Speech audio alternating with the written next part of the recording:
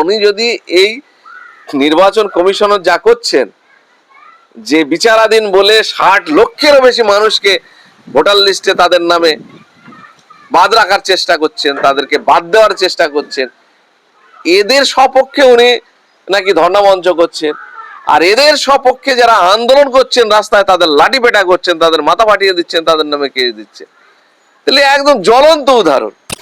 আমার কথা হলো, আমি যে আন্দোলনটা করছি সেই আন্দোলনটা অন্য কেউ করলে তার আমি মাথা ফাটিয়ে দেবো, আর আমার আন্দোলনটা আমি করব। এটা কি ধরনের নীতি, কোন ধরনের পলিসি একে বলে? এটা দিনের আলোর মতো পরিষ্কার সাধারণ মানুষের কাছে। যিনি কেন্দ্র সরকারের যত জনবিরোধী নীতি উনি দায়িত্ব নিয়ে বাস্তবায়িত করার জন্য ওনার রাজ্যে উনি চেষ্টা করছেন আপ্রাণ, আর তার সঙ্গে সঙ্গে লোক দেখাতে চাইছেন যে দেখো আমি তোমাদের স্বার্থে কত দরদি। এই ভেগধারী সরকার সাধারণ মানুষের কাছে সম্পূর্ণভাবে এক্সপোজ। সাধারণ মানুষ বুঝতে পারছে ওয়াকাব আন্দোলনটাকে বন্ধ করার জন্য কি অমানবিক অত্যাচার চালালো। সাধারণ মানুষ যারা আর কি ওয়াকাব নিয়ে আন্দোলনের রাস্তায় নেমেছিল, তাদের রাজনৈতিক সংশ্রম না থাকলেও তাদের নামে কেস দিয়েছে, তাদের মাথা ফাটিয়েছে প্রশাসনকে দিয়ে।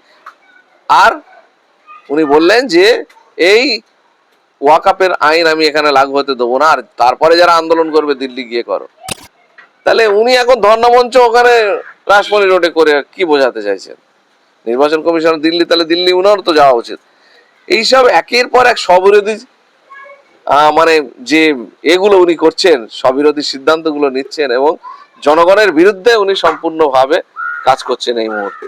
উনি প্রত্যেকটা মানে জনবিরোধী নীতির সমর্থন করছেন, আর লোক দেখানো বলছেন যে আমি এর বিরুদ্ধে, লোককে দেখাতে চাইছেন বিরুদ্ধে, কিন্তু সেন্ট্রাল গভর্নমেন্টের সঙ্গে উনি ঠিক যোগসাজশ বজায় রেখে কাজটাকে ত্বরান্বিত করছেন। এটা হচ্ছে ওনার একেবারে মুখ আর মুখোশ দুটো একদম পাশাপাশি চলছে।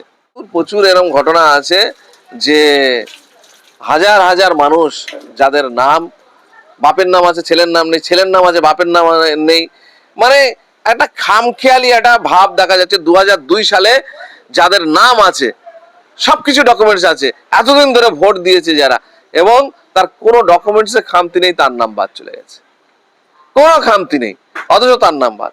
আবার দেখা যাচ্ছে এমন এমন ব্যক্তি আছে যার টোটালি অস্তিত্ব নেই, তার নাম ভোটার লিস্টে আছে। আমরা সোশ্যাল মিডিয়ায় দেখছিলাম যে সেই ব্যক্তি আদেও নেই, তার নাম একটা ফলস নামে তার নাম ভোটার লিস্টে উঠে গেছে। এই যে খামখেয়ালি, এটা ইচ্ছাকৃতভাবে সাধারণ মানুষকে হয়রানি করার যে একটা অপপ্রচেষ্টা নির্বাচন কমিশন চালাচ্ছে, এটা তো আমি বলবো স্বাধীন গণতান্ত্রিক রাষ্ট্রে সাধারণ মানুষের গণতান্ত্রিক অধিকার হরণ করা একটা সম্পূর্ণ প্রচেষ্টা চলছে। এই প্রচেষ্টার বিরুদ্ধে সর্বত জাতি ধর্ম নির্বিশেষে, দলমত নির্বিশেষে সব ধরনের মানুষকে ঐক্যবদ্ধ লড়াই করা উচিত, নইলে মানুষ কিন্তু বাঁচতে পারবে না। ভারতের মতো বৃহত্তম দেশ, 140 কোটি 50 কোটি দেশের মানুষ, সেই জায়গায় ইলেকশন কমিশন এসআইআর করছে, তার মানে আলখেল্লা ভাবে একদম মানুষ পরিষ্কার বুঝতে পারছে এটা একটা পরিকল্পনা সেন্ট্রাল গভর্নমেন্ট নিয়েছে। আমরা ইতিপূর্বে তাদের নেতাদের মুখ থেকে আমরা যা বিভিন্ন রকম বক্তৃতার মাধ্যমে জানতে পাচ্ছি যে আগামী দিনে নাকি এই রাজ্যে মুসলিমরা নাকি মেজরিটি হয়ে যাবে, আগামী দিনে দেশে নাকি বেশিরভাগ মুসলিমের সংখ্যা বেড়ে যাচ্ছে। আমি একেবারে কোট আনকোট ডাইরেক্ট বলছি, আমি আর ভনিতা না রেখে বলছি, এই ধরনের বক্তব্য তৃণমূলের নেতাদের মুখ থেকে আমরা শুনেছি, যার কারণে পরিকল্পিতভাবে নির্বাচন কমিশনকে নির্দেশ দেওয়া হয়েছে কিভাবে সংখ্যালঘু সম্প্রদায়ের নাম বেশি বেশি করে ভোটার লিস্ট থেকে বাদ দেওয়া যায়, তার যেন সর্বত চেষ্টা করা হয়।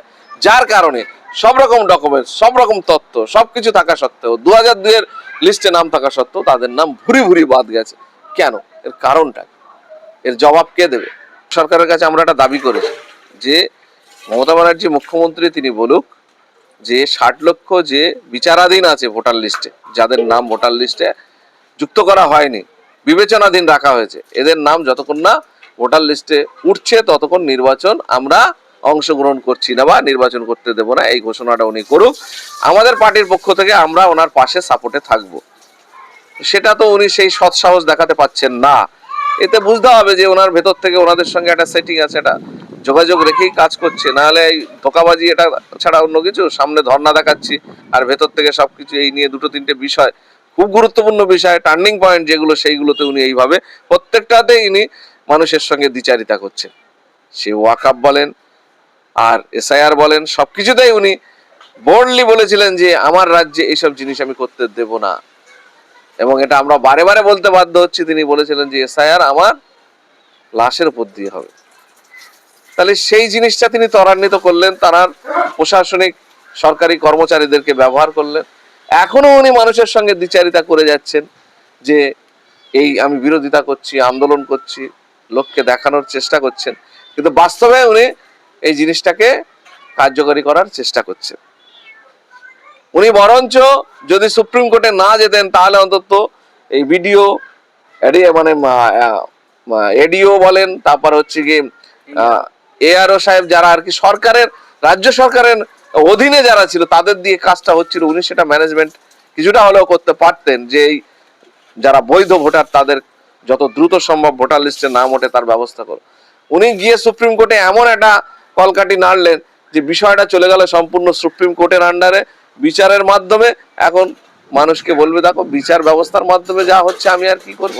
উনি একটা হিসাব মতো আলাদা রাস্তা খুলে দিলেন এইটাকে সহজভাবে যাতে করানো যায়। সুতরাং এইভাবে মানুষকে কতদিন আর ধোঁকাবাজি দেবে? মানুষ বুঝতে পারছে এর ফল উনি নির্বাচনে পাবেন।